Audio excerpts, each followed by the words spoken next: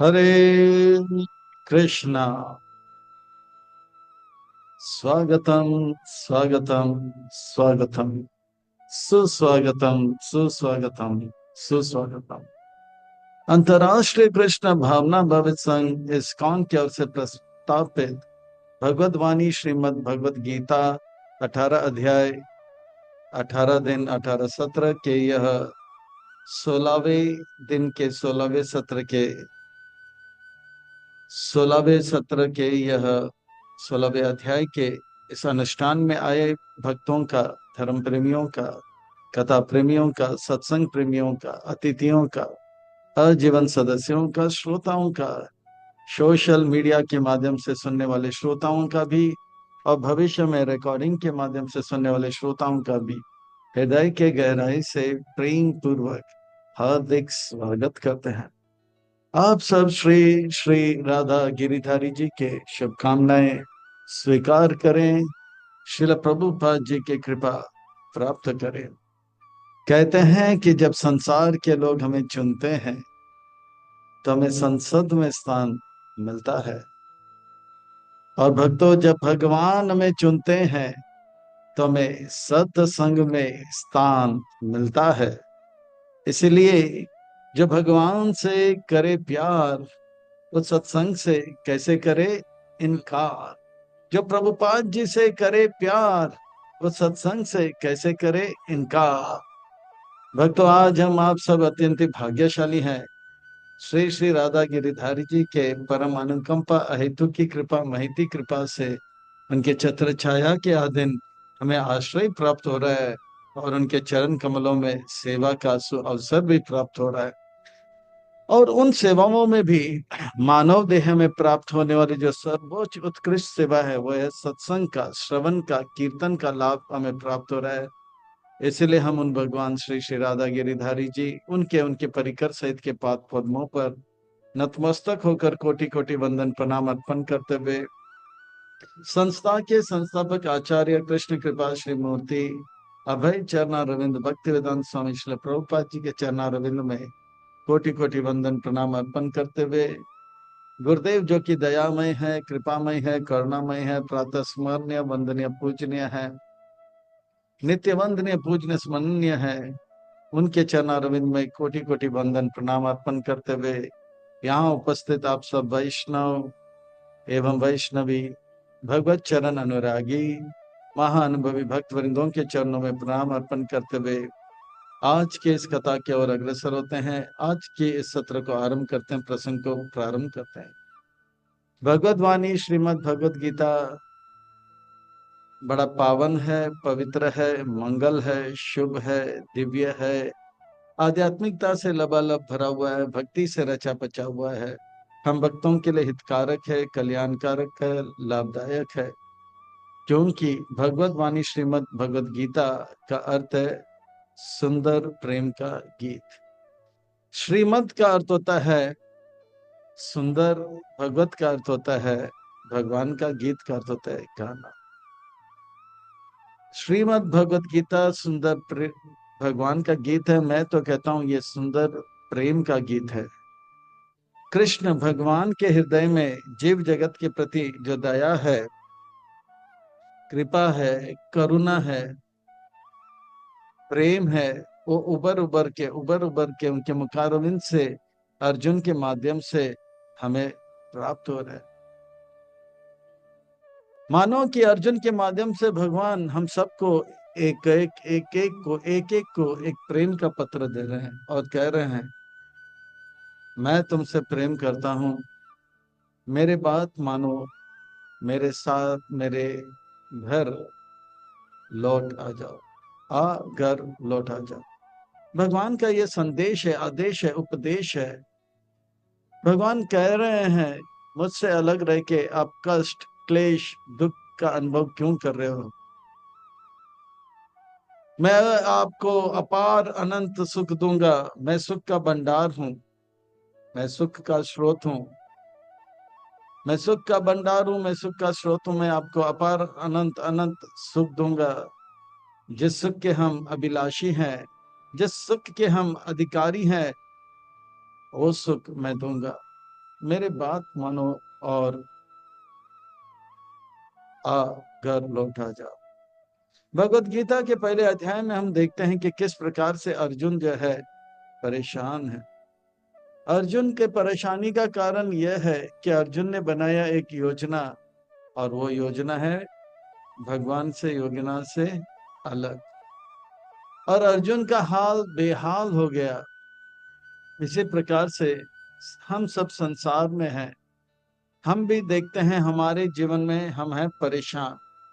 इसका कारण यही है कि हम बना रहे हैं एक योजना, और वो योजना भगवान की योजना से है अलग। लोग बड़े चाव के साथ, बड़े भाव के साथ हॉरर मूवी वगैरह देखते हैं, भयंकर खतरनाक मूवी देखते हैं। दरवाजा है ना, भूत बंगला, वो कौन थी, और मनोरंजन लेने का प्रयास करते हैं। पर ये सब देखने की आवश्यकता नहीं, केवल भगवान की योजना से अपने जीवन का योजना अलग कर दो, हमारा जीवन हॉरिबल हो जाएगा, टेरिबल हो जाएगा और मिजरेबल हो जाएगा। हॉरर मूवी भी इसके सामने फीका पड़ जाएगा, भूत लोग भी डर जाएंगे, अरे ये तो हमारा, इनका तो जीवन हमारे से भी खतरनाक है। सो हम सबको चाहिए भगवान की योजना को समझे और अपने जीवन को। तो अर्जुन भगवान की योजना को समझने के लिए दूसरे अध्याय में गुरु धारण करते हैं। भगवत गीता के पहले अध्याय में अर्जुन कहता है कि मैं पांडव हूँ। भगवान कहते हैं दूसरे अध्याय में बताता हूँ आपका असली पहचान, आप पांडव नहीं, आप क्या हो, आप आत्मा हो, मेरे अंश हो।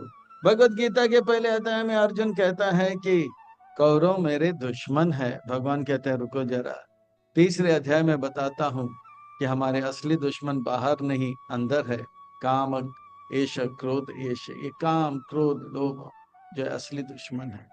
भगवत गीता के पहले अध्याय में अर्जुन कहता है कि ये नारायण सेना जो है वो मेरे अपने हैं। भगवान कहते हैं रुको जरा, हमारे अपने जो है वास्तव में गुरु है और भगवान है। चौथे अध्याय में तद्विधि प्रणिपाते न परिप्रश्न न सेवया, गुरु का वर्णन करते हैं, और भगवान भोक्ता राम एक तपस्या, वो हमारे अपने हैं।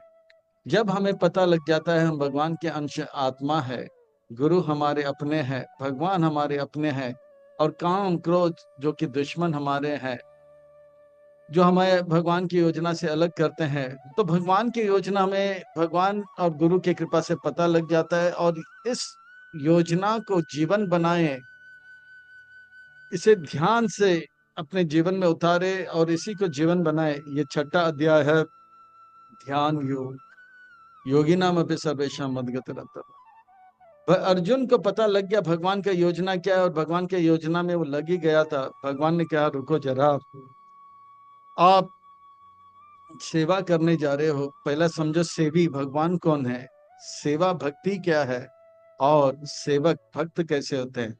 भगवत गीता के पहले अध्याय में आर्ट ऑफ लिविंग, महात्मा का जन्म का वर्णन आता है। भगवत गीता के 8वें अध्याय में आर्ट ऑफ डाइंग, महात्मा का देहांतर का वर्णन आता है।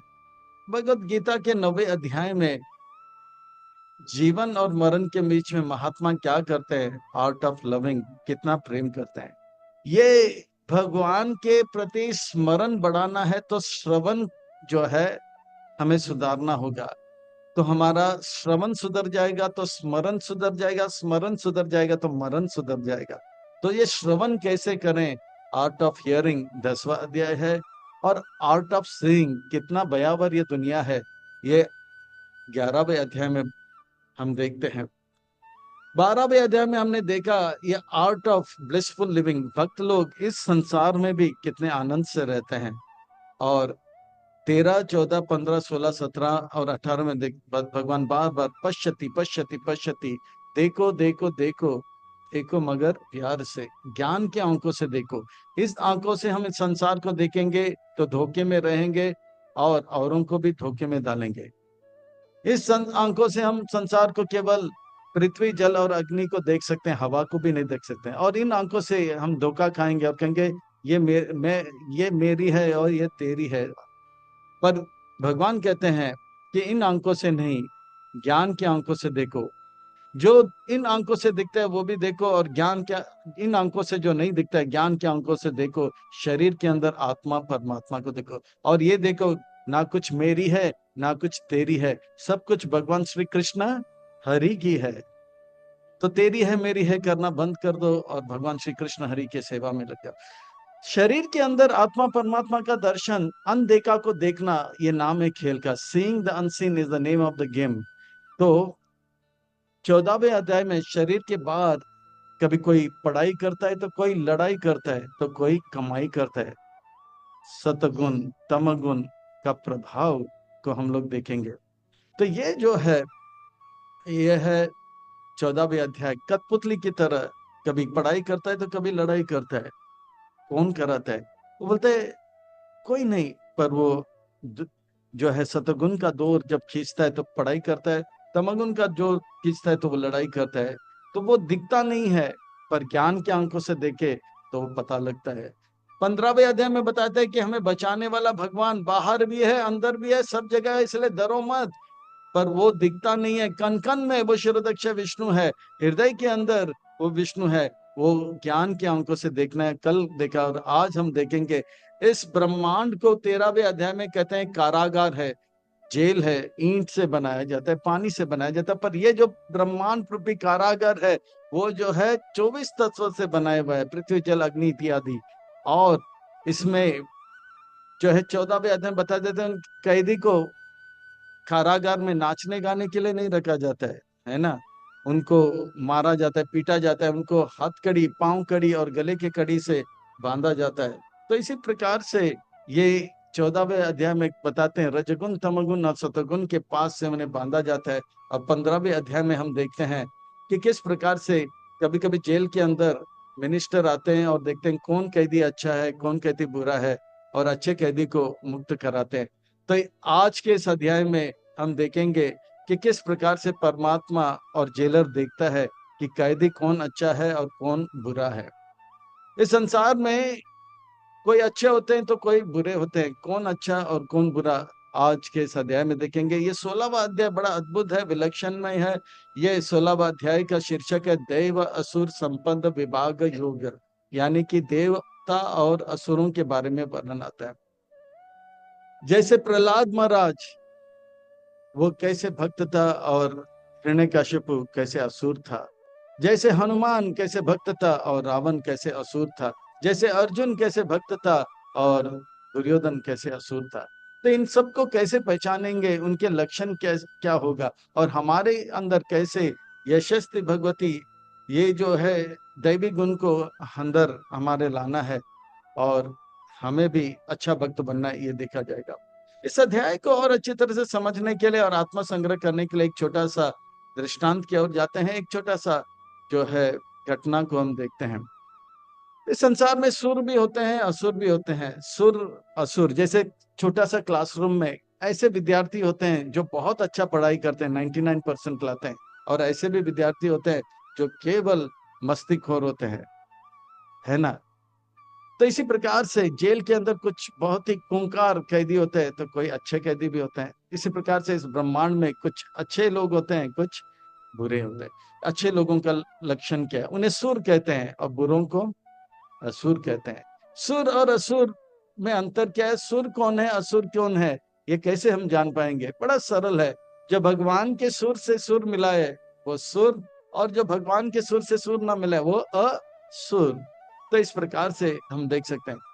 रामायण में बड़ा सुंदर वर्णन आता है जब देव असुर संग्राम हो रहा था, समुद्र मंथन हो रहा था, मोहिनी देवी ने जो है धन्वंतरी महाराज ने अमृत लाया था कलश, उसे सूर्य कहते हैं। और मोहिनी देवी वो लेकर जो है देवताओं को बुलाते हैं, कहते हैं कि जिन्होंने वो सुरपान किया वो सुर हो गए, जो लोग सुरपान करने से वंचित रहे वो असुर हो गए। तो जो भी है, एक बार असुर जो होते हैं वो तमगुण के द्वारा प्रेरित होते हैं। वो अपना भी नुकसान करते हैं औरों का भी नुकसान करते हैं। वो ट्विन टावर तो तोड़ेंगे ही तोड़ेंगे और अपने आप को भी मारेंगे। वो खुद को तो बॉम्ब से मारेंगे मारेंगे और सामने वाले को भी बॉम्ब से फोड़ देंगे। तो ये जो है खुद का भी बुराई, पर देवता जो होते हैं खुद का भी भलाई औरों का भी भलाई करते हैं। सर्वे सुखिनो भवन्तु। तो इस प्रकार से असुर ब्रह्मा जी के पास कंप्लेन आ गया। सारे असुर कह रहे थे आप पक्षपात करते हो, आप जो है हमेशा जो है देवताओं को ही साथ में रखते हो ब्रह्मांड के जो है व्यवस्था बनाने में। और बात सही है, क्योंकि ब्रह्मांड का व्यवस्था बनाए रखना है तो देवताओं को बुलाएंगे जो अपना भी भला करते हैं और उनका भी भला करते हैं, और असुरों को रखे तो खुद का भी नुकसान और ब्रह्मांड को भी तोड़ फोड़ कर देंगे। पर ब्रह्मा जी समझा नहीं, पर बोला ये पक्षपात है, पक्षपात है, कंप्लेन कंप्लेन मोर्चा, हमारी मांगे पूरा करो। तो बोला ठीक है, कल आप लोग 12 बजे आ जाओ, राजभोग आरती में आपको राजभोग खिलाया जाएगा। तो देवताओं को अभी भी, देवताओं को भी बुलाया जाएगा। अरे देवताओं को फिर से आपने बुलाया। तो इस प्रकार से बोला नहीं नहीं, उनको भी बुलाओ तो बात आसानी से हम समझा पाएंगे। ठीक है, 12 बजे दोपहर को सब आ गए, राजभोग हो गया, 12:30 बजे परोसने का समय आया। ब्रह्मा जी ने कहा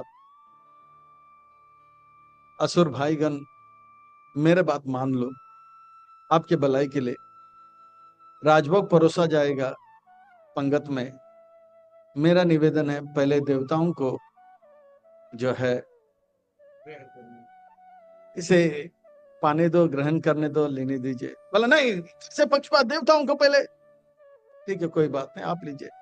आज का राजभोग सबको मिलेगा, पर शर्त यह है कि वे अपने हाथ में लकड़ी बांध लेगा, यानी कि हाथ मुड़ेगा नहीं, और पंगत में बैठेंगे एक और दो आमने सामने। तो सभी बैठे थे और परोसना आरंभ हो गया। रुमाली रोटी, रसमलाई, नवरत्न कुरमा और जलेबी, लड्डू, खीर, मालपोहा, पराठा, वो सब देखकर उनके मुंह में एकदम से पानी आने लग गया। और वो महाप्रसाद गोविंदे बोलना भी भूल गया, और जो है सब टूट पड़े। पर टूट पड़े तो पड़े, हाथ मुड़ नहीं रहा, तो थाली में जैसे तैसे भी है तो रुमाली रोटी थोड़े, और जो है वो हम वो जो है कुरमा, नवरत्न कुरमा लिया, और अब ऊपर डालना ही था, मुंह में जा ही नहीं रहा, हाथ तो मुड़ ही नहीं रहा है। तो एकदम बैलेंस करके, माप तोल करके ऊपर से नीचे डालते थे, किसी के आंख में, किसी के नाक में, किसी के कान में गया, पर मुंह में बिल्कुल नहीं गया। वो थक गए, बोले कि ठीक है देवताओं को बुलाओ। देवताओं को भी जब परोसा गया तो देवताओं भी देखे, अरे वाह, नवरत्न कुरमा, कुरमा है, रुमाली रोटी है, और पराठा है, और क्या क्या है, सुंदर सुंदर। तो वो लोग कभी हाथ बांधे गए थे, पर देवताओं के मुंह में भी पानी आ गया। पर उन्होंने जो है प्रार्थना किया, महाप्रसादे गोविंदे। तो इस प्रकार से प्रार्थना किया, और देवता देखिए, कर भला तो हो भला, अपना सर्वे सुखी ने बता, अपना भी भला कहते हैं और बाजू वाले का भी भला करते हैं। हाथ तो मुड़ नहीं रहा है, पंगत में आमने सामने बैठे थे, तो उन्होंने बाजू वाले के थाली में हाथ रखा, रोमाली रोटी को तोड़ा और नवरत्न कुर्मा से मिलाया, और सामने वाले को पवाया, रसा और खिला दिया। और सामने वाले ने इनका आलू पराठा दही में डाल के इनको पवाया, खिलाया। और इस प्रकार से वो जो है एक दूसरे का मदद भी किए और आनंद भी लिए। यह है असुर, वो अपना हित में ऐसा काम करते हैं, वो उनका भी अहित हो जाता है और उनका भी अहित हो जाता है। पर सुर जो है अपना भी हित कर लेते हैं और उनका भी हित करते हैं। तो उनको समझ में आएगा उनकी गलती क्या है। और ब्रह्मा जी ने बोला मैंने कहा ना पहले पंगत में उनको खाने दो, आप ही ने तो अपने पाँव में कुल्हाड़ी मारा। तो और सारे असुर चले गए। तो सुर वो होते हैं जो भगवान के सुर से सुर मिलाए वो सुर, और जो भगवान के सुर से सुर ना मिले वो सुर। तो ये छोटी सी भूमिका के साथ हम आज के इस अध्याय का प्रस्थान करते हैं, आरंभ करते हैं, प्रारंभ करते हैं। इस अध्याय को और अच्छी तरह से समझने के लिए और आत्म संग्रह करने के लिए भाग 1, 2, 3, 4 में देखते हैं। देवताओं के गुणों का 26 गुणों का वर्णन आएगा, बड़ा अद्भुत विलक्षण में। और असुरों का वर्णन आएगा दूसरे भाग में। तीसरे भाग में असुर जो हैं वो कौन है, उनके गुणों का विस्तार में बताते हैं। चौथे भाग में बताते हैं कि 3 महत्वपूर्ण आसुरी गुण को त्याग दो, काम, क्रोध, लोभ, बाकी अपने आप चला जाएगा। निष्कर्ष देखेंगे, प्रश्न उत्तर की ओर जाएंगे। बड़ा अद्भुत विलक्षण में अलौकिक किया अध्याय है। अद्भुत है, अद्वितीय, सुंदर, अलौकिक यह जो है अध्याय है। और विलंब न करते हुए इसके और हम गोता लगाते हैं, रसपान करते हैं और आनंद लेते हैं। श्री भगवान वाच, व्यास मुनि, श्री भगवान व्याच कहते हैं, यानी कि व्यास मुनि कहते हैं कि अब बड़े ध्यान से सुनो, क्योंकि श्री भगवान वाचक का अर्थ होता है सुंदर महत्वपूर्ण व्यक्ति कुछ सुंदर महत्वपूर्ण बात करें।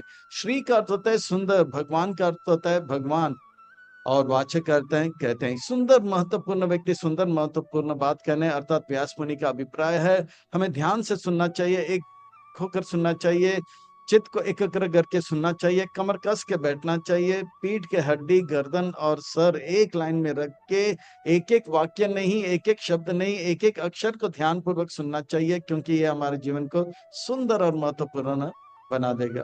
अभयम सत्व संसुद्धि ज्ञान योग व्यवस्थिति दानम दमश्च यज्ञ च स्वाध्यायस्तप अर्जन। भगवान के भक्त होते हैं, अभय होते हैं, कहते हैं ना, कृष्णदास बिंदास, मायादास सदा उदास। तो भगवान के भक्ति में लग जाते हैं, वो अभय को प्राप्त कर लेता है, क्योंकि भगवान अभय प्रदान करते हैं। भजहु रे मन श्री नंद नंदन अभय चरण रे, दुर्लभ मानव जन्म सतसंग तरह ये भव सिंधु रे। तो इस प्रकार से वो भगवान के भजन करते करते अभयता को प्राप्त कर लेते हैं।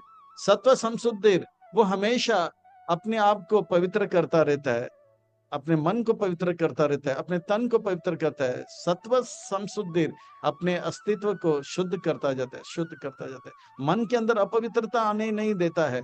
हम संसार में अपने तन को स्वच्छ रखते हैं, अपने स्थान को स्वच्छ रखते हैं, पर जो देवता हैं, भक्त हैं, वो अपने चेतना को, मन को भी पवित्र रखते हैं, उसमें काम क्रोध जैसे मल को आने नहीं देते हैं।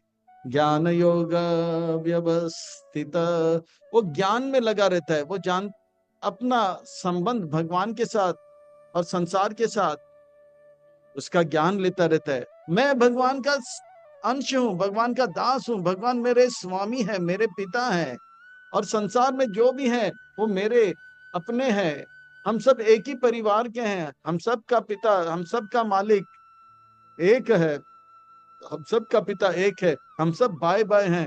जैसे जीसस क्राइस्ट कैसे हैं कि I am son of God, तो इसी प्रकार से हम सब जो हैं चिल्ड्रन ऑफ गॉड हैं, आपस में प्रेम रखते हैं, इस ज्ञान में व्यवस्थित रहते हैं।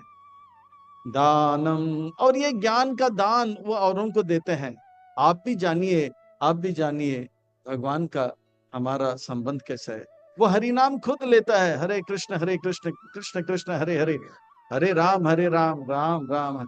औरों से भी कहते हैं ये हरि नाम लेकर मेरा जीवन धन्य हो गया, आप भी लीजिए, अपने जीवन को धन्य कीजिए। दान देते हैं। दमस, वो अपने इंद्रियों को, मन को वश में रखता है, नहीं नहीं, जैसे एक कछुए का उदाहरण भगवान देते हैं। जब खतरा आता है तो कछुआ क्या करता है, अपना सर, पूंछ, दो हाथ, दो पांव को आगे कवच के अंदर लेते हैं। इसी प्रकार से भक्त जो है अपने मन और इंद्रियों को गलत चीजों से बचा के रखते हैं। नेटफ्लिक्स में गंदे चीज नहीं देखते हैं, कानों से गंदे चीज नहीं देखते। जैसे महात्मा गांधी के 3 बंदर हैं, है ना, बुरा ना देखो, बुरा ना सुनो, बुरा ना बोलो। और आज के समय में बुरा ना मोबाइल का इस्तेमाल, चौथा बंदर आ गया, वो मोबाइल का में गलत चीज नहीं देखते हैं। तो इस प्रकार से दमस, अपने मन और इंद्रियों को वश में रखते हैं। यज्ञ च, यज्ञ का अर्थ होता है वो कार्य करते हैं जिससे भगवान प्रसन्न हो जाते हैं। यज्ञ पुरुष भगवान प्रसन्न होते हैं, उसको यज्ञ कहते हैं। चाहे वो वाजपेयी यज्ञ हो, या वो राजसूया यज्ञ हो, या कोई भी यज्ञ हो, सबसे बड़ा यज्ञ जो है जप यज्ञ है। भगवान भगवत गीता के 10वें अध्याय में क्या है, यज्ञ नाम जप यज्ञ अस्मि अहम। तो भगवान का नाम का जप में रहता है, सतत लगा रहता है, हरे कृष्ण कृष्ण कृष्ण हरे हरे, हरे राम राम राम। जैसे तुकाराम का नाम लेते हैं, हम प्रहलाद महाराज का नाम लेते हैं, ये सब गुण उनमें पाया जाता है। वो सतत भगवान के नाम में लेते हैं। स्वाध्याय, अध्याय का अर्थ होता है अध्ययन करना। स्वाध्याय का अर्थ होता है बहुत गहराई से अध्ययन करना, स्वयं अकेले में अध्ययन करना, स्वाध्याय। वो कोई समय व्यर्थ नहीं गवाते हैं। समय मिला तो ग्रंथ उठा के पढ़ते हैं, न्यूज़पेपर, नेटफ्लिक्स वगैरह नहीं देखते हैं। और इस प्रकार से तप, तप का अर्थ होता है कि भगवान को जो अच्छा लगे वही करेंगे, और भगवान को जो अच्छा नहीं लगे वो नहीं करेंगे। हमें जो अच्छा लगता है कि हम सुबह 10 बजे 11 बजे तक उठे, नहीं, हम 4 बजे उठेंगे क्योंकि भगवान को अच्छा लगता है, ये तप है। हमें ऑमलेट शॉमलेट खाना अच्छा लगता है, पर भगवान को ये अच्छा नहीं लगता है, मैं नहीं लूंगा, ये तप है। तो 16 माला का जप करना भगवान को अच्छा लगता है, पर इधर उधर के गप करना मुझे अच्छा लगता है, मैं गप को त्यागूंगा और जप करूंगा। ये जो है, ये जो है यज्ञ है, यह तपा है। तो तप का अर्थ होता है जो भी भगवान को प्रसन्न करता है वो करें। और अपने अपने मुझे अच्छा लगता है पर भगवान को अच्छा नहीं लगता है, फिर हमें अपने आप को रोकें, इसे तप कहते हैं। कष्ट होता है पर हम उस कष्ट को सहन करेंगे, भगवान को प्रसन्न करेंगे। और जब हम का अर्थ होता है सरल। सरल का अर्थ होता है जो कहता है वही करता है, जो करता है वही कहता है। सरल जीवन, ऊंचा विचार। वो जो है अपने लिए कपड़े और 2 वक्त का रोटी, सरल शरीर को रखने के लिए। आज संसार में पैसा आ गया तो हम देखते हैं कितने अच्छे अच्छे सूट बूट कमरा ये वो उसी में लगाते हैं। पूरा समाज जो है, हम देखते हैं शरीर के पॉलिश करने में, खिलाने पिलाने में लगा। आत्मा के उन्नति के लिए एक भी दुकान नहीं है पूरे मीरा रोड में, है तो ये राधा गिरधारी मंदिर है। जो भी दिखता है आंखों से वो सब शरीर के लिए बना हुआ है। कपड़े का दुकान, जूते का दुकान, रेस्टोरेंट, सब शरीर के लिए, आत्मा के लिए। तो भक्त जो होते हैं आत्मा उन्नति के लिए लगे रहते हैं। तो ये यह सरल जीवन और ऊंचा विचार, अहिंसा।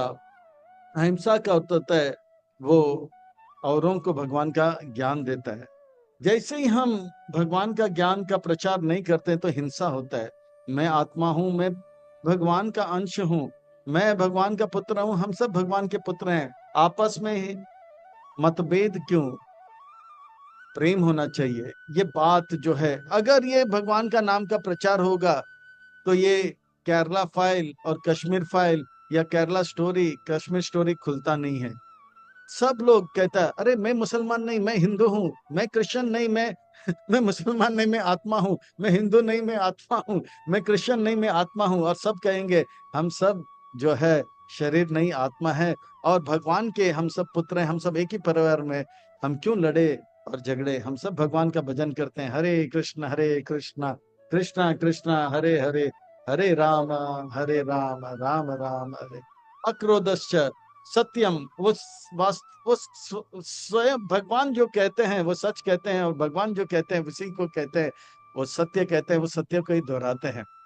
वो झूठ नहीं बोलते हैं, वो सत्य बोलते हैं। क्योंकि सरल जीवन में देखते हैं जो व्यक्ति एक झूठ बोलता है तो एक झूठ को छुपाने के लिए 100 झूठ बोलना पड़ता है, 100 झूठ को छुपाने के लिए 100 गुना 100, 10,000 झूठ बोलना पड़ता है, और एक जंजाल में फंस जाता है, परेशान हो जाता है। वो सत्य कहता है, और सत्य का ही जय होता है, सत्य में जयते। तो इस प्रकार से वो सत्य बोलता है। वो जो जैसे भगवान जो भी कहते हैं सत्य कहते हैं, इसी प्रकार से भगवान के भक्त जो भी कहते हैं सत्य कहते हैं, सच के सिवा और कुछ नहीं कहते। वो सत्य कहते हैं और सत्य का जय होता है, आनंद का अनुभव करते हैं। अक्रोधश्च, क्रोध कब आता है, जब हम जो चाहते वो होता नहीं है तो क्रोध होता है। पर भगवान के भक्त जो है क्रोध से परे रहते हैं। वो जानते हैं हम जो चाहते हैं तो अच्छा है, और मन जो चाहे वो ना हो तो और अच्छा। क्योंकि मन जो चाहे वो हो तो भगवान का कृपा, और मन जो चाहे वो ना हो तो भगवान का इच्छा, और भगवान का इच्छा हमारे इच्छा से लाखों गुना अच्छा। इसलिए सीताराम सीताराम सीताराम कहिए, या बुद्धि राखे राम ताहे भी रहिए। उन्हें क्रोध का अनुभव होता नहीं है। वो जानता है भगवान जो भी मेरे साथ करते हैं वो मेरे हित के लिए करते हैं। परिस्थिति कुछ भी हो, पर मनस्थिति उनका यह रहता है कि भगवान मेरे हित के लिए जो भी करते हैं, त्याग, जो कुछ भी हमें भगवान से दूर लेते जाता है उसको त्याग देता है। वो मांसाहार नहीं करता है, कांदा लहसुन नहीं खाता है, वो नशा नहीं करता है, और चाय कॉफी भी नहीं पीता है, जुआ नहीं खेलता है, और किसी प्रकार का अवैध संग भी नहीं करता है। वो त्याग देता है, मोबाइल के अंदर गंदे चीजों को देखना त्याग करते हैं। वो जानता है कि मेरा मन करता है गंदे चीजों को देखने के लिए, पर वो तपस्या करते हैं और उन गंदे चीजों से वो जानता है कि शराब और नशा करना मुझे अच्छा लगता है, पर वो त्याग देता है क्योंकि वो भगवान को अच्छा नहीं लगता है। शांति, वो जो है भगवान के योजना को जान लेता है और वो शांत रहता है। कृष्ण भक्त निष्काम अतएव शांत। वो जानता है जो भी भगवान चाहते हैं वही वो चाहते हैं, और जो भगवान नहीं चाहते वो नहीं चाहते, तो एकदम शांत रहता है। हम कहते हैं ना कि हम वो करते हैं जो हम चाहते हैं, हम वो करते हैं जो हम चाहते हैं, पर होता है जो मंजूर है खुदा चाहता है। अगर हम वो चाहे जो खुदा चाहता है, होता वही होगा, वही जो हम चाहते हैं। इसीलिए वो शांत रहते हैं। कृष्ण भक्त निष्काम अतएव शांत। अपाई सुन, अपाई सुन का अर्थ होता है किसी के पीठ पीछे में बुराई करना, उनका कमी दिखाना, उनको नीचा करना, वो इन चीजों में नहीं लगता है। जैसे मकर संक्रांति था कल, तिल गुड़ गया गुड़ गुड़ बोला, तो वो जो है सबका गुणगान करते हैं, क्योंकि जितने भी जीव हैं वो सब जो है भगवान के अंश है। भगवान ने अगर बनाया तो जरूर अच्छा बनाया होगा। वो उनके अंदर जो अच्छे गुण है देखता है, उसका गुणगान करते हैं। अपाई सुना, वो किसी का पीठ पीछे बुरा भी नहीं करता है और सामने भी बुराई नहीं करते। तो इस प्रकार से दया, वो दया जो है सबके ऊपर करता है। वो जान लेता है कि मैं भगवान का भक्ति करके अपने आप को सुख का अनुभव कर रहा हूँ, यही सुख सबको मिलना चाहिए। जब सुख बांटा जाता है तो ये बढ़ता है, धन बांटा जाता है तो और बढ़ता है, ज्ञान बांटा जाता है तो और बढ़ता है। तो वो दया करके सबको जो है ये भक्ति के मार्ग में लाता है, तो ये भक्ति और बढ़ता है। तो दया करता है, मैं तो सुख का अनुभव कर रहा हूँ, मेरे भाई लोग कष्ट का अनुभव क्यों कर रहे हैं, इनको भी मैं जो है भक्ति के मार्ग में लाता हूँ। दया भूतेषु अलोलोपतवम। तो इस प्रकार से जो है वो सबको जो है माफ कर देता है। वो बहुत ही जो है स्वभाव से जो है बहुत जेंटल होता है, यानी कि सज्जन जैसा होता है। मार्दवम, और जो है वो जो है पूरी तरह से भगवान की भक्ति में रत रहता है। और अचपलम, वो भगवान के भक्ति को छोड़कर संसार में कहीं मन नहीं लगाता है। उनका मन केवल भगवान भक्त और भक्ति में लग जाए। साधु गुरु शास्त्र को छोड़कर और कहीं वो अपना मन को लगाता नहीं। उनके पवित्रता को देखकर उनके शरीर से एक तेज आता है। तेज, वो तेज जो है पवित्रता का होता है। और जैसे भगवान का भक्ति करते करते करते मन पवित्र होता है, तन भी पवित्र होता है, तो इस प्रकार का तेज उनके जीवन में देखा जाता है। समा, वो जानता है गलती सबसे हो जाता है, और उनके साथ जो गलती करते हैं उन्हें तुरंत माफ कर देते हैं। फॉरगिव एंड फॉरगेट, क्योंकि वो जानते हैं मुझे यहाँ अटकना नहीं, लटकना नहीं, भटकना नहीं। संसार में क्या हो जाता, मेरे साथ आपने बुरा किया, मैं छोड़ूंगा नहीं, मैं छोड़ूंगा नहीं, मैं छोड़ूंगा नहीं। हाँ, अरे वो नरक जा रहे, छोड़ दो से, नहीं नहीं मैं भी नरक जाऊंगा, छोड़ूंगा नहीं।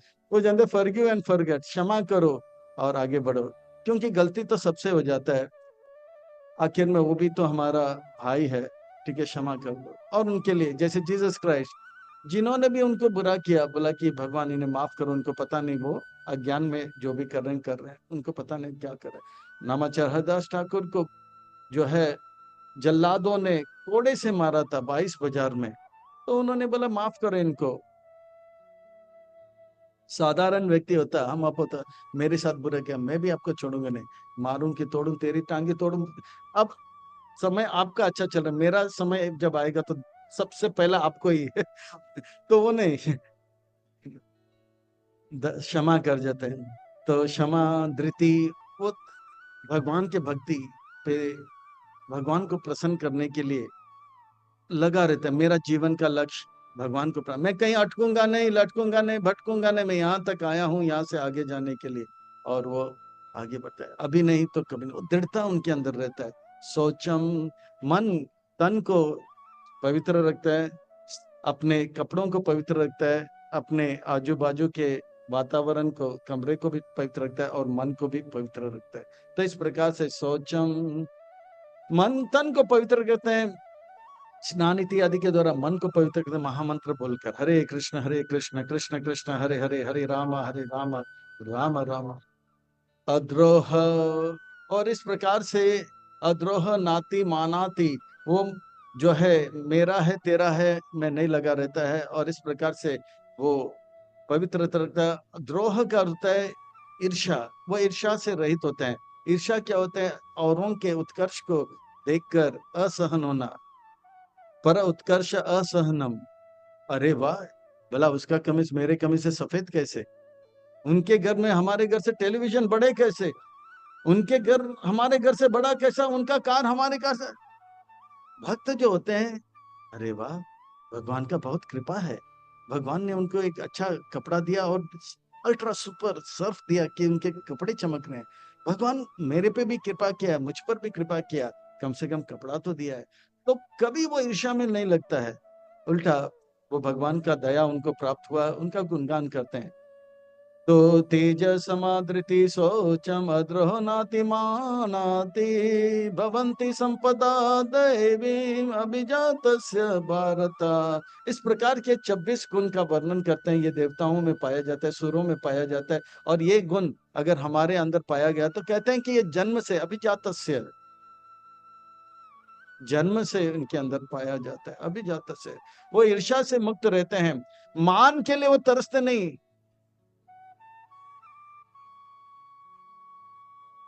मेरा पूजा लाभ प्रतिष्ठा के लिए वो तरसते नहीं। मैं आया, मेरा आरती उतारना चाहिए, मेरा नाम का उच्चारण होना चाहिए, जय जयकार होना चाहिए, उद्घोष होना चाहिए, नहीं, मान के लिए तरसते नहीं है।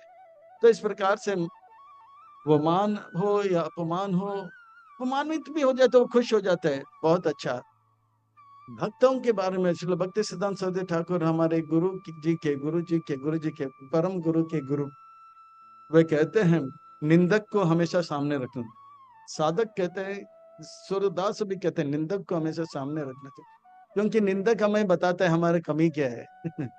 ये कमी को ढूंढने के लिए हमें आज बड़े बड़े कंपनी जो हैं जैसे अमेजोन इत्यादि, वो फीडबैक लेते हैं ताकि उनको अपनी कमी पता लग जाए, कमी पता लगे तो सुधार लाएंगे, अभी कमी पता नहीं तो निंदक तुरंत बता देते हैं, फ्री में बताते हैं, लाखों खर्च करने की आदत आवश्यकता नहीं।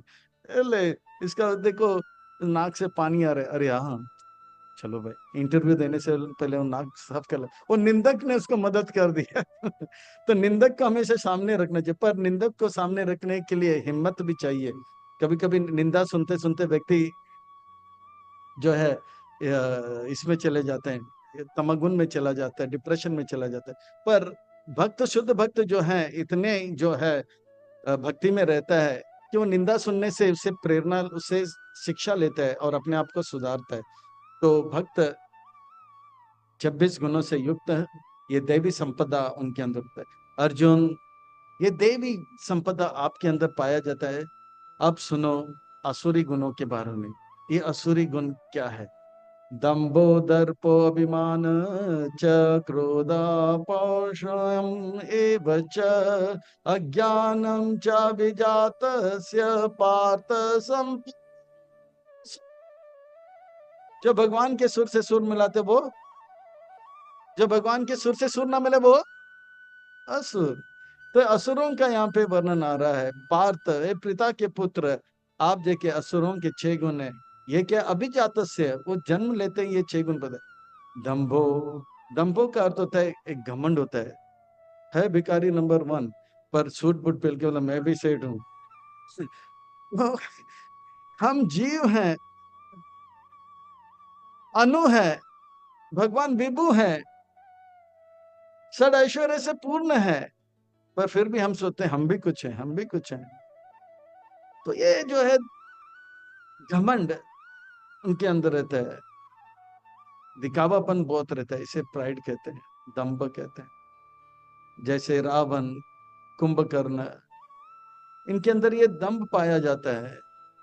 दक्ष प्रजापति का अब प्रसंग चला, ये दंभ से है। दर्पो का अर्थ होता है कि दर्प, यानी कि उनके अंदर क्रूरता भी रहता है। मैं बड़ा हूं और किसी को बड़ा होने नहीं दूंगा, आगे कैसे निकल रहा मुझसे। दंभो, दर्प, जैसे हिरण्यकाशिपु, हिरण्याक्ष, कंस, इनके अंदर ये देखा जाता है। अभिमान, और उनके अंदर एक पागलपन रहता है। बोलते हैं मुझसे बढ़कर कोई नहीं चला, हम किसी से नहीं है कम, हमसे बढ़कर कौन। ये केवल भगवान कह सकते हैं, पर इनके अंदर एक पागलपन छाया होता है। हम बड़े हैं, अगर भगवान बड़े हैं तो बड़े हैं, ठीक है, हम भी कोई कम नहीं है। इस प्रकार से उनके अंदर दंभो, क्रोध आ जाता है छोटी छोटी बातों में। मैंने जो कहा तूने किया नहीं, इतना क्रोध आ जाता है, वो सहन नहीं कर पाता है। जैसे रावण, जैसे रावण के मामा ने कहा कि, मारिच ने कहा नहीं नहीं सीता को जाने दो, मैं हिरण नहीं बना। इतना क्रोध है उसका, मैं जो कहते सुनते ना, अपने मामा को ही डांटने लग गया। क्रोध, और इस प्रकार से जो है उनके वाणी में जो है, उनके वाणी में जो है बहुत कड़वापन रहता है। कड़वापन यानी कि वो ऐसे बातें कहते हैं जिससे कि सामने वाले के मन को ठेस पहुंचे। ये इसलिए होता है, उनका कीर्तन अच्छा नहीं है क्योंकि उनका श्रवण अच्छा नहीं है। यानी कि अच्छे बातों को वो सुनते नहीं है, इसलिए बुरे बातों को सुनते हैं, बुरी बातों को कहते हैं, दूसरों को कष्ट पहुंचाते हैं। दंभो दर्प अभिमान च क्रोध पौरुषम एव च अज्ञानम विजातस्य। इस प्रकार से वो अज्ञान में रहते हैं, और ये अज्ञान से युक्त ये जो है जन्म लेते हैं। तो हमें देखना चाहिए हमारे अंदर जो है ये 26 देवताओं के गुण हैं या 6 असुरों के गुण है। भगवान का भक्ति अगर कोई करता है, वो नीच से नीच हो, निकृष्ट से निकृष्ट हो, तुच्छ से तुच्छ क्यों ना हो, अगर वो भगवान का भक्ति करेंगे, सारे असुरी गुण उनके निकल जाए। यशस्ति भक्ति भगवती अकिंचन, तो उनके अंदर सारा ये अच्छे गुण आ जाते हैं। और असुरों के मनोदावती, मन के रथ में मनोरथे न दावती भई, वो अच्छे गुण रहेगा वो भी चला जाएगा। तो अर्जुन कहते हैं हे कृष्ण, मुझे लगता है कि मेरे अंदर भी सारे आसुरी गुण हैं। मेरे भी कभी कभी घमंड हुआ, मैं भी कभी कभी जो है अपने से बड़ों के साथ कठोरता से बात किया, युधिष्ठिर को डांटा था। और तो और अब मैं अपने ही बड़ों को मारने मिटाने में लगा हूं। और इस प्रकार से मुझे लगता है मेरे अंदर भी ये आसुरी गुण होता है। नहीं अर्जुन नहीं, आपके अंदर आसुरी गुण नहीं है। युद्ध करना ये बुरी बात नहीं है। जैसे चाकू खराब नहीं है, चाकू डॉक्टर के हाथ में या बावर्ची के हाथ में अच्छा काम करा लेता है, और वही चाकू डाकू के हाथ में रहता है तो वो खराब काम हो जाता है। इसी प्रकार से लड़ाई भगवान की सेवा में लगाया जाता है। हनुमान जी ने किया, या अर्जुन आप करोगे तो ये अच्छा है, पर वही लड़ाई जब हम जो है अपने लिए और किसी काम के लिए करेंगे तो बुरा होता है। अच्छा बुरा कोई नहीं है, पर अर्जुन मेरे आज्ञा से आप ये काम कर रहे हो। आप असुर के अंदर आसुरी गुण नहीं है। असली असुर कौन है, उन गुणों को मैं फिर से बताऊंगा, और आप जो है टटोल कर देखना, ये गुण आपके अंदर नहीं है। पर इतना बात जान लेना, जिनके अंदर ये देवी संपत्ति होते हैं वो भगवान के धाम को प्राप्त करेंगे, और जिनके अंदर आसुरी गुण होता है वो नरक में जन्म मृत्यु का चक्कर में काटेगा और कष्ट का अनुभव करेगा। देवी संपदा विमोक्षया निबंधया सुरी मत्ता मासुचा संपदम देवी अभिजात असी पांडवों। हे पांडव, हे अर्जुन, आप जानो ये देवी संपत्ति से जो युक्त होते हैं वो विमोक्ष यानी मोक्ष को प्राप्त करके भगवान का धाम को प्राप्त करेंगे, और जो आसुरी गुण से बंधे हुए हैं वो जन्म मृत्यु के चक्कर में फंसेंगे। अर्जुन, दो भूत सर्गलोके अस्मिन् दैव असुर एव च देवो विस्तारस प्रोक्ता असुरं पार्थ मे मैं 26 देवताओं का गुण विस्तार में बता दिया और बताऊंगा। विस्तार में अभी असुरों का गुणों का वर्णन करूंगा और बताऊंगा आप असुर नहीं हो, आपके अंदर असुर प्रवृत्ति नहीं है। प्रवृत्तिम च निवृत्तिम च जनना विदुर असुरा ना शोचम नापि आचारो ना सत्यम तेषु विद्यते।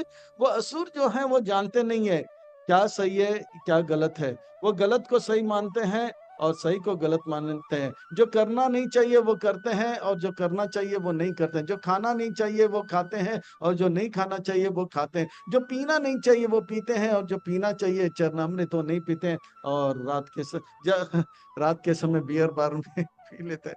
तो ये प्रवृत्तिम च निवृत्तिम च जाना न विदुर, वो नहीं जानते हैं सही क्या गलत क्या है। और वो तो मन को तो अपवित्र रखते हैं, काम क्रोध लोभ से भरते हैं, और शरीर को भी गंदगी से भरते हैं। कभी कभी स्नान कर लिया तो बहुत अच्छे, पर परफ्यूम लगा के काम चलाते रहते हैं। नापी आचरो, उनके आचरण भी बहुत बुरा होता है। आचरण में वो दूसरे के धन को देखकर एकदम से उनका मन में जो है कुछ कुछ होने लग जाता है। सुंदर स्त्री को देखकर उनको जो है मन में कुछ कुछ होने लग जाता है। आचरण उनका बुरा रहता है। ना सत्यम, वो बातों बातों में झूठ बोलता रहता है, झूठ पे झूठ, झूठ पे झूठ, झूठ पे झूठ। ऐसे जो है आसुरी प्रवृत्ति होता है। हे कृष्ण, ये असुर लोग झूठ पे झूठ बोल रहे क्यों बोलते हैं? इनका सिद्धांत क्या है, इनका शिक्षा क्या है? बताता हूँ अर्जुन, बताता हूँ। तो भगवान अर्जुन को बता रहे हैं आपके अंदर आसुरी गुण नहीं है, आप स्वच्छ हो, मन से स्वच्छ हो, आप सत्य के और चलते हो इस प्रकार से।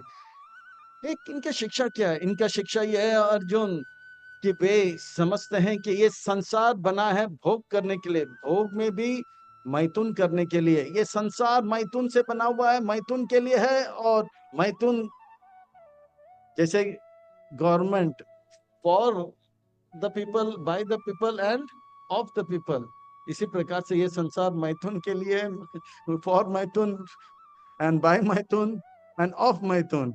यानी कि इस प्रकार से भोग का प्रवृत्ति रहता है इन असुरों के अंदर। ये मैं नहीं कह रहा हूँ, भगवान कह रहे हैं। आप बोले कि अरे अरे अरे व्यासासन में बैठ के मैथुन मैथुन कर रहा है। नहीं नहीं नहीं। असत्यम अप्रतिष्ठिताम ते जगत आहुर अनीश्वरम अपरस्पर संभूतम किम अन्यत् काम अहेतुकम्। भोग करना उनका जीवन का लक्ष्य होता है, और भोग में भी मैथुन करने के लिए वो जो है इस प्रकार का बुद्धि है। असत्य, वो जानते हैं कि संसार में कुछ भी सत्य नहीं है, और ये संसार जो है आज है और कल नहीं रहेगा। और जब तक हम हैं क्यों ना हम मौज मस्ती करें, कल क्या होगा किसको पता। अभी जिंदगी का ले लो मजा। तो इस प्रकार से वो जो शास्त्र को मरोड़ लेते हैं। शास्त्र में दास गोस्वामी कहते हैं कि किस प्रकार से ये मनुष्य शरीर जो है बड़ी दुर्लभता से प्राप्त होता है।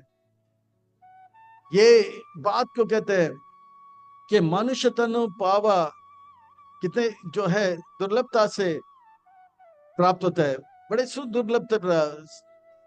पर वो कहते हैं कि मनुष्य धर्म जो है बड़ी दुर्लभता से प्राप्त होता है भगवान का भक्ति करके इस भवसागर को पार करने के लिए।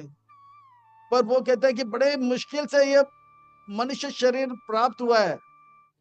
अब प्राप्त हुआ तो ये मनुष्य शरीर से जितना हम भोग कर सकते भोग कर ले, फिर बाद में पता नहीं ये शरीर मिलेगा या नहीं मिलेगा।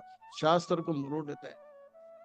तो इस प्रकार से ये जो है शास्त्र को अपने हित के लिए मरोड़ लेते हैं। काम वासना मैथुन इनका जीवन का लक्ष्य रहता है। और जो है जीवन का लक्ष्य होता है, उस भोग को प्राप्त करने के लिए धन होना चाहिए, और पैसा पैसा पैसा के लिए वो कुछ भी करने के लिए तैयार हो जाते। एताम दृष्टिम अवस्थाभ्य नष्टा आत्मनो अल्प बुद्धया प्रभावंती उग्र कर्मणः क्षयया जगतो हित। वो असुर व्यक्ति जो है अपना भी अहित करता है, औरों का भी अहित करता है, और वो पैसे पाने के लिए उग्र कर्म करता है। ड्रग्स सेल करेगा, और जो है ड्रग्स सेक्स ये वो सब उग्र कर्म में लग जाता है। ये सब करने से क्या परिणाम होगा कृष्णा? कामम् आश्रित्य दुष्पूरं दम्भमानमदान्विता मोहद्गृहीत्वसद्ग्रहाणां प्रवर्तन्ते अशुचिव्रता।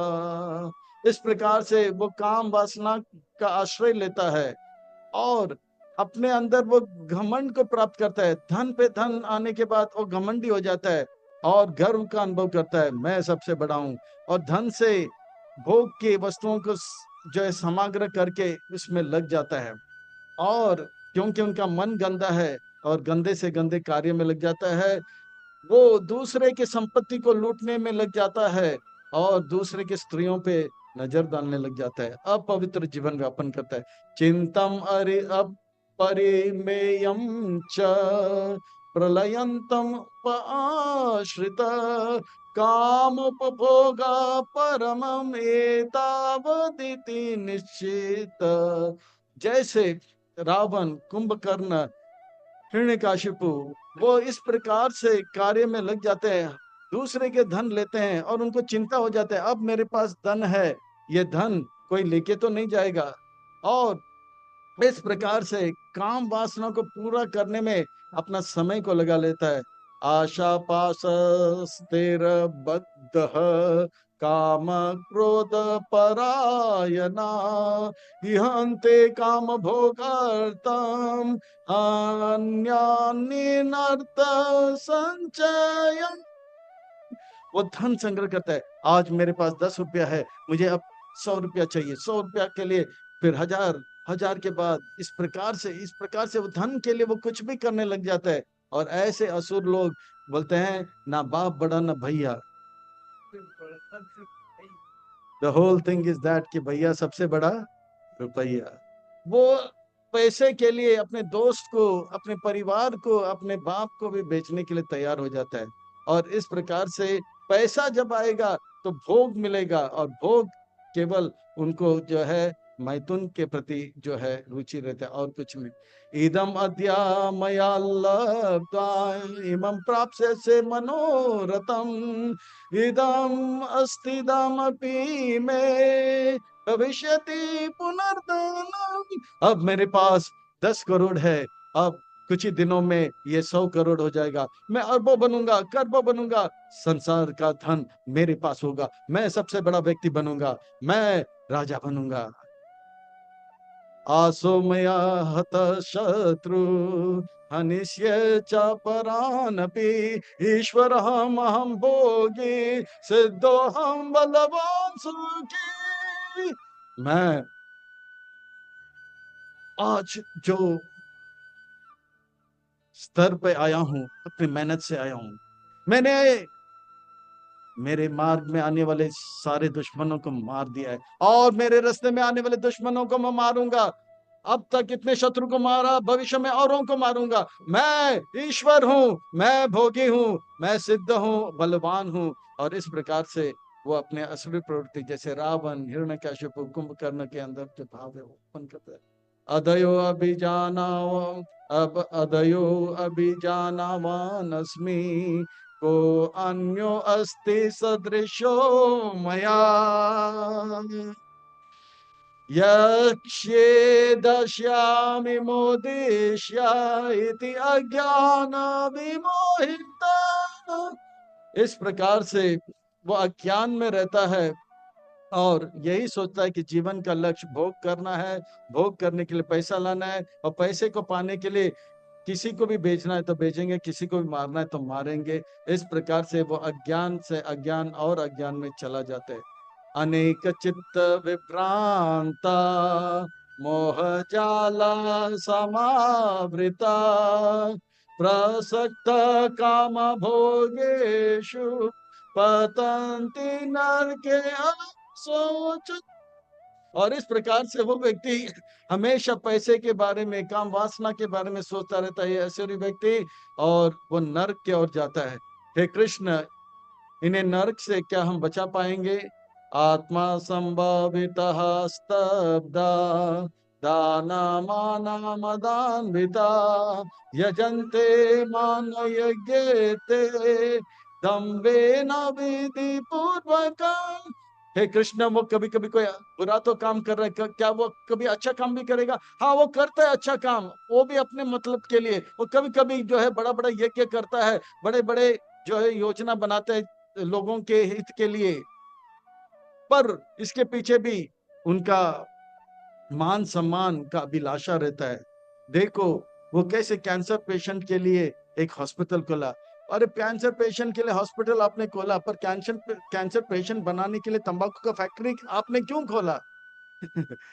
तो इस प्रकार से वो दुनिया को दिखाते हैं कि आज का पूजा जो है हम कर रहे हैं, यज्ञ जो है हम कर रहे हैं विश्व शांति के लिए, पर विश्व अशांति आपने ही किया। तो ये जो है दिखाने के लिए कभी कभी यज्ञ पूजा इत्यादि करते हैं, अपने अहंकार को और बड़ा पूजा लाभ प्रतिष्ठा के लिए सब कहते हैं। अहंकार बलम दर्पम कामम क्रोधम च संश्रितः माम आत्मा परादेषु प्रद्विषंतो अभ्यासु कायम कमा। इस प्रकार से वो जो है इतना अज्ञान में रहता है, उसे ये भी नहीं पता रहता है कि मैं आत्मा हूं। वो अपने लिए अपने परिवार के लिए उनके साथ जो देते हैं उन्हीं को पोषण करता है, और जो भी उनके मार्ग में आता है उसे मारता रहता है। वो ईर्ष्या करता है जिनके पास उनसे ज्यादा धन होता है, और भगवान को से बहुत ईर्ष्या करता है। वो कौन होता है?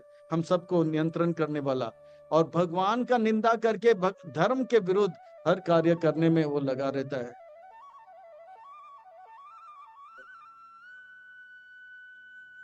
वे गलत काम करते हैं और अच्छे काम भी करते हैं अपने मतलब के लिए। ऐसे लोगों का क्या गति होगा कृष्ण? बताता हूं अर्जुन, बताता हूं। तान हम द्विशत क्रूरान संसारेषु नराधमान् क्षिप्याम यजस्रम शुभम आसुरी एव योनिषु। ऐसे व्यक्ति जो मुझसे ईर्ष्या करता है, मुझसे द्वेष करता है, मुझसे नफरत करता है, जो सुधरना नहीं चाहते हैं, औरों को भी बिगाड़ता रहता है, ऐसे व्यक्ति को मैं नरक के अंधकार में डाल देता हूं और उन्हें खूब सजा देता हूं। क्षिप्यामि अजस्रम अशुभम। वो कभी भी जो है शुभ मनुष्य जीवन को प्राप्त नहीं, अशुभ अपवित्र योनियों में डाल देता हूं। हे कृष्ण, वो भी तो आपके संतान हैं, आप उनके माता पिता पिता माँ आप नहीं तो बताया, क्या बच्चों के प्रति आपका इतना क्रूरता? नहीं अर्जुन नहीं, पिता हमेशा बच्चे का हित चाहता है। कभी कभी माँ जो लालन पालन करते हैं वही बच्चे को कभी ताड़न भी करते हैं, जब भी वो नटखट हो जाएगा। मेरे बच्चों को अभी नहीं सुधारूं तो कभी सुधार पाऊंगी? आज वो बिगड़ जाएगा तो उनका भविष्य बिगड़ जाएगा। अब अगर मैं तार दूंगा, उसे मारूंगी, तो वो सुधर जाएगा, भविष्य उनका सुधर जाएगा। तो इसी प्रकार से मैं भी उन्हें दंड देने के लिए नरक में भेजता हूँ। हे कृष्ण, आप सत्य संकल्प हो, आप चाहो तो उन्हें नरक में न डालकर उन्हें दंड न देते हुए उनको पवित्र करके उन्हें रिहा कर सकते हो। अर्जुन, मैं तो हृदय से चाहता हूं कि वो मेरे भक्त बने, मेरे बात माने और मेरे धाम को आए, पर वो मुझसे इतने नफरत करते हैं, वो मेरे भक्त बनना ही नहीं चाहते हैं। अगर मैं उनको मदद कर भी लूं तो वो मुझसे और नफरत करने लगेंगे और मुझे बुरा भला कहेंगे, इसीलिए वो नरक में पड़े रहेंगे, दंड पाएंगे। अपने समय से जो है कोई वैष्णव का कृपा हो जाएगा, तब जो है उनका उद्धार होगा। आसुरीम योनिम आपान मूढ़ा जन्मानि जन्मनि मामा प्राप्य एव कौन्तेया ततो याति अधमा जन्मनि जन्मनि। वो जन्म जन्म तक नरक से बाहर भी लेगा, ऐसे योनियों में जन्म लेता रहेगा, अधम योनियों में जन्म लेता रहेगा, और उसका गति और अधम होता जाएगा। कृष्ण, आपने इतने सारे असुरी गुणों का वर्णन किया है, और इन असुरी गुणों को दूर करना बहुत कठिन लगता है। कैसे इन असुरी गुणों को दूर कर पाऊं? दंभ, दर्प, मान, ये सब जो है असुरी गुण से कैसे दूर? श्रील भक्ति विनोद ठाकुर, महान वैष्णव आचार्य, महाशय, महाजन, वो एक सुंदर बात कहते हैं। हमारे जीवन से एक अवगुण को, अनर्थ को, अनर्थ का अर्थ होता है जिसका कोई अर्थ नहीं होता है, जैसे कचरा है, इसका कोई अर्थ नहीं, मतलब नहीं हमारे जीवन, इसको हटा देते हैं। अनर्थ, काम क्रोध को दूर करने के लिए पूरा जीवन निकल जाता है। अगर हम अच्छी तरह से भगवान का भक्ति करें तो एक हमारा अवगुण अनर्थ दूर हो जाता है, और वो भी अच्छी तरह से भक्ति करें, और अच्छी तरह से भक्ति ना करें तो और सारे अवगुण आ जाए। भक्ति विनोद ठाकुर कहते हैं। पर धन्य है भगवान का भक्ति, भक्ति इतना सरल है। भक्ति विनोद ठाकुर कहते हैं, जब हम वैष्णव का गुणगान होते हुए, वैष्णव का और भगवान का जय जयकार में जय बोलते हैं, तो हमारे जितने भी अवगुण हैं वो जय बोलने से तुरंत दूर हो जाते हैं और अच्छे गुण आ जाते हैं। इसीलिए जब हम बोलते हैं श्रील प्रभुपाद के, तो जय बोलने से सारा अवगुण दूर हो जाता है, जन्म जन्मों का जो संघर्ष है दूर हो जाता है। तो इस प्रकार से ये आसुरी गुण दूर करने में समय लग जाएगा कृष्ण। अर्जुन, इतने सारे अवगुण हैं, पर आप केवल 3 अवगुणों को दूर करो। कौन से है कृष्ण? काम, क्रोध और ये लोभ। अर्जुन, ये काम, क्रोध, लोभ जो है नरक का द्वार है। पर कृष्ण, आपने कहा कि ये सारे असुरी प्रवृत्ति वाले जीव नरक में जन्मों जन्मों तक कष्ट का अनुभव करो, आप नरक का दर्शन बताओ। नहीं अर्जुन नहीं, मैंने 11वें अध्याय में विश्व रूप का दर्शन कर आपका हाल बेहाल हो गया, अब नरक का दर्शन कराऊंगा तो युद्ध का टाइम चला जाएगा, तो लोग बोलेंगे ये कर क्या रहा है। नरक का दर्शन मैं आपको नहीं कराऊंगा, ये नरक का दर्शन जो आपका पोता परीक्षित महाराज को कराऊंगा, और वो भी सुखदेव गोस्वामी महाराज के द्वारा। आपको जो है केवल मैं नरक का जो है दरवाजा बताऊंगा। बताइए ना, नरक का दरवाजा क्या है? त्रिविधम नरकेशिदम द्वारम नासनम आत्मना काम क्रोध तथा लोभ तस्मात् त्रयं त्यज। ये 3 चीज अगर कोई व्यक्ति कामुक हो रहा है, यानी कि किसी को देखकर, रावण जैसे किसी को देखकर इसका मन में कुछ कुछ होने लग जाता है, तो समझ लेना वो नरक का दरवाजा खटखटा रहा है। क्या कर रहा है? नरक का दरवाजा खटखटा रहा है। किसी को देखकर क्या क्या बोल रहे हैं? क्या खूब लग रही हो, बड़ी सुंदर लग रही है, यानी कि वो क्या कर रहा है? नरक का दरवाजा खटखटा, टक टक टक। अगर कोई किसी को गुस्सा आता है, मैंने जो बोला किया नहीं, यानी कि वो क्या कर रहा है? नरक का दरवाजा खटखटा रहा है। पैसा पैसा पैसा, 10 रुपया नहीं, 100 100, 1000 1000, 10,000, 1 लाख, 10 लाख, करोड़, अरबों खरबों, जिसके अंदर लोभ दिखाई पड़ रहा है, ना बाप बड़ा ना भैया, सबसे बड़ा रुपया, यानी कि वो नर्क का दरवाजा खटखटा रहा है। तो ये नर्क का दरवाजा खटा रहा है। ये 3 चीज को त्याग दो। अगर ये 3 को त्याग देंगे, बाकी सब अवगुण भी चला जाएगा, और हमारा स्वर्ग नहीं भगवत धाम का मार्ग खुल जाएगा। ये 3 असुरी गुणों को त्यागने से क्या लाभ होगा कृष्ण?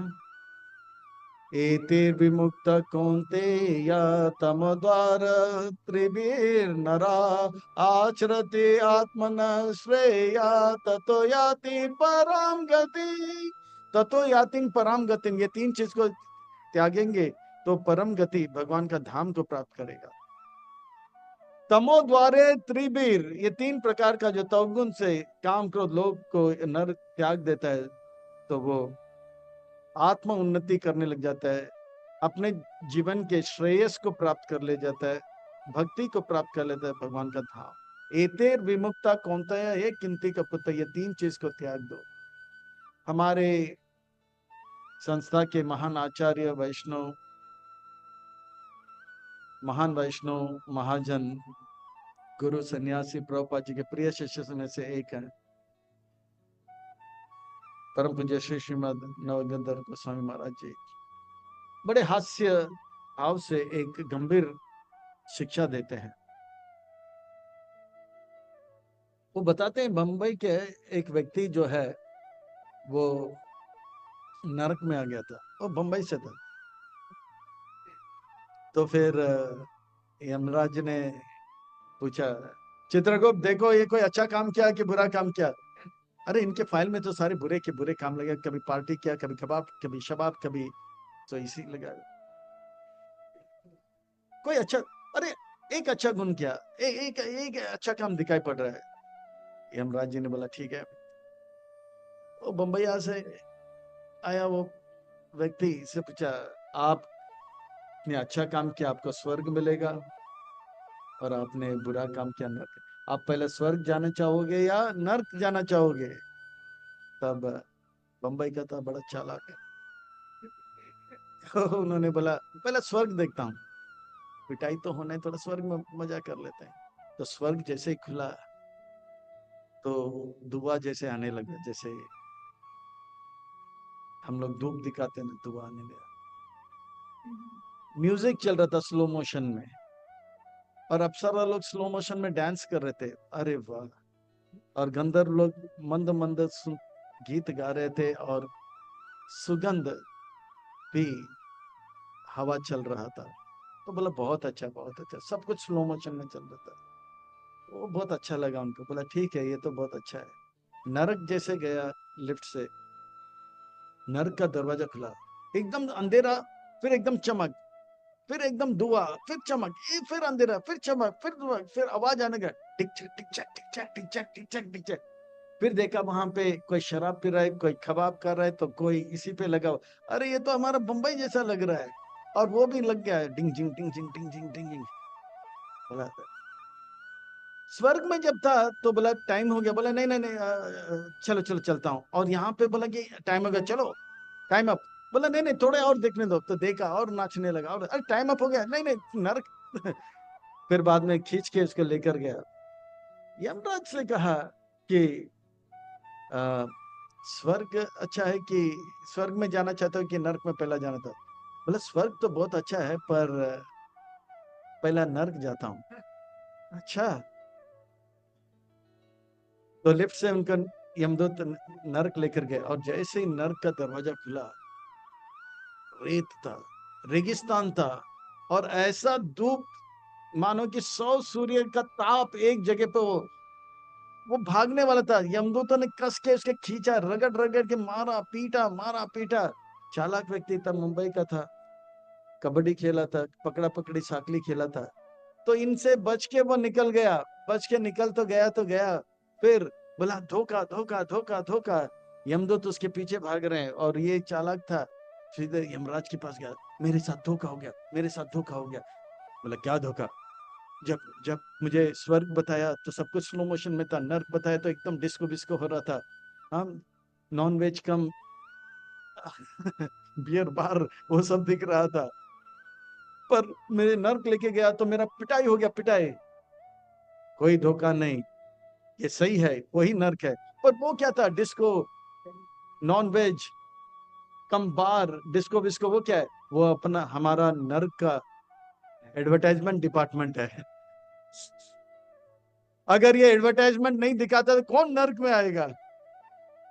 तो ये चमक दमक जो हम देखते हैं, मुंबई में या दिल्ली में या जहाँ पे हम पे, उससे बच के रहना चाहिए, क्योंकि ये क्या है, 3 नर्क के द्वार है। काम, क्रोध, लोभ को उत्पन्न कराते हैं। हमें इससे बच के रहना चाहिए। इससे बच के रहने के लिए हमें भक्तों के संग में रहना चाहिए। भक्तों के संग में भक्ति करेंगे, अदम से अदम व्यक्ति, अदम से अदम कौवा भी परमहंस बन जाएगा, दुरात्मा महात्मा बन जाएगा, दुर्जन सज्जन बन जाएगा। और प्रभुपाद जी जैसे महान संतों ने हिप्पी को हैप्पी बना दिया, ऋषि को ऋषि बना दिया, चीनी को मुनि बना दिया, और जापानीज को जप्पा में लगा दिया। हम सबको भी जाने अनजाने में अगर हम ऐसे गलत प्रवृत्ति में पड़ गए, तो अभी हमें अपने आप को सुधार लेना चाहिए। और ये 3 चीज से, काम, क्रोध और जो लोभ है, इससे अपने आप को बचाना चाहिए। ऐसे लोग जो शास्त्र को त्याग करके गलत काम करते हैं, उनका गति क्या होगा? कृष्ण, यह शास्त्र विधि मुत्सृज्य वर्तते काम कारत, न सा सिद्धि अवाप्नोति, न सुखम न परम गति। ये जो लोग शास्त्र के विधि विधानों को त्याग देते हैं, वो तुरंत गलत काम कर लेते हैं, और गलत चीज को सही कहते हैं, सही चीज को गलत करके काम क्रोध में और लुप्त हो जाएंगे। वो कभी इस जीवन में भी सुख नहीं प्राप्त करेंगे, अगले जीवन में भी सुख नहीं प्राप्त करेंगे। इस जीवन में भी वो कष्ट का अनुभव करेंगे, अगले जन्म में भी कष्ट का अनुभव करेंगे। वो कभी परम गति को प्राप्त नहीं करेंगे। इसलिए अर्जुन, मेरे बात मानो, अच्छे संग में रहो, और ये 3 प्रकार के जो दुर्गुण है, काम, क्रोध, लोभ को त्यागो। इसे त्यागने के लिए भक्तों के संग में रहो, शास्त्र, गुरु और साधु का संग करो। तस्मात् शास्त्रम प्रमाणम ते कार्य कार्य व्यवस्थितो, ज्ञात्वा शास्त्र विधिन उक्ता कर्म कर्तव्य इहरसि। इसलिए भक्तों के संग में रहो, शास्त्र जानो, गुरु को गुरु के शरण में रहो। गुरु, साधु और शास्त्र से सही चीज को जानो, और गलत चीज को त्याग करके अपने जीवन को आप सार्थक करो। तो हम सबको चाहिए कि हम जो है भक्तों के संग में रहें। प्रभुपाद जी जैसे संत महात्माओं के आश्रय को लेकर, अगर प्रभुपाद जी की कृपा से हिप्पी हैप्पी हो गए, रूसी ऋषि हो गए, चीनी मुनि हो गए, जापानी जपा में लग गए, दुखी लोग सुखी हो गए, तो हम क्यों पीछे रहें? हम सबको भी अपने अंदर के काम, क्रोध, लोभ को दूर करने के लिए प्रभुपाद जी जैसे संत महात्मा के द्वारा ये सुंदर आंदोलन इस्कॉन में जुड़े, भक्तों का संग करें, और भक्तों के संग करके ये काम क्रोध से मुक्त होकर अपने आप को उनके संगति का लाभ लेकर अच्छे भक्त बनकर हमें भी अपने जीवन को सार्थक करना चाहिए। हमें कटिबद्ध होना पड़ेगा, संकल्प लेना पड़ेगा। अब से लेके शरीर तोड़ने तक हम भक्तों के संग में रहेंगे। हम कहीं अटकेंगे नहीं, लटकेंगे नहीं, भटकेंगे नहीं। हम यहाँ तक आए हैं, यहाँ से आगे जाने के लिए। अभी नहीं तो कभी नहीं। तो अब हमें पूरी तरह से इसमें लग जाना चाहिए। 3 चीज को त्यागना आसान नहीं, पर भक्तों के संग में रहेंगे तो बड़ा आसान, अनहोनी होनी हो जाएगा, नामुमकिन मुमकिन हो जाएगा, असंभव संभव हो जाएगा, और हम अपने जीवन को सार्थक कर लेंगे। तो अब हमें पीछे देखना नहीं, अब आगे और आगे और आगे जाकर अपने जीवन को बढ़ाना। जैसे समय कभी रुकता नहीं है, इसी प्रकार से हमें अभी रुकना नहीं है। हमें आगे बढ़ना है, आगे बढ़ना है, आगे बढ़ना है। जैसे समय आगे बढ़ता है, समय रुकता नहीं है, इसी प्रकार से हमें भी आगे बढ़ना है। समय कभी पीछे नहीं जाता है, इसी प्रकार से हमें पीछे नहीं जाता। जैसा लहर आगे जा लहर ऊपर जाता है तो भी आगे जाता है, नीचे आता है तो भी आगे जाता है, इसी प्रकार से लहर से भी शिक्षा ले। हम, परिस्थिति अच्छा हो तो भी हम आगे जाएंगे, परिस्थिति बुरा हो तो भी हम आ जाएंगे, आगे बढ़ेंगे। परिस्थिति कुछ भी हो, मनस्थिति यह है कि हम भगवान के भक्ति में आगे बढ़ेंगे।